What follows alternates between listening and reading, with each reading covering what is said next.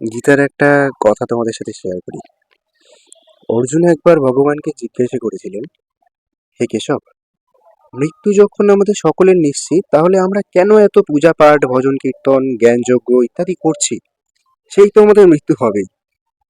অথচ যে মানুষটি ভোগ বিলাস, আনন্দ ফুর্তিতে মগ্ন, তারও তো একদিন মৃত্যু হবে। তাহলে আমাদের এইসব করে লাভ কি?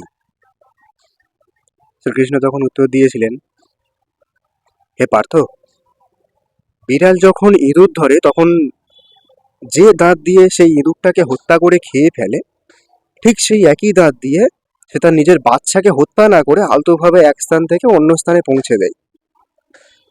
দাঁতটাও কিন্তু এক, অথচ মুখও এক, কিন্তু তাদের পরিণাম পৃথক পৃথক। এটাও ঠিক তেমনই, মৃত্যু সকলের নিশ্চিত, কিন্তু একজন যাবেন প্রভুর ধামে, আর একজন ওই ৮৪ চক্রে পরিভ্রমণ করতেই থাকবেন, করতেই থাকবেন, করতেই থাকবেন। হরে কৃষ্ণ, রাধে রাধে।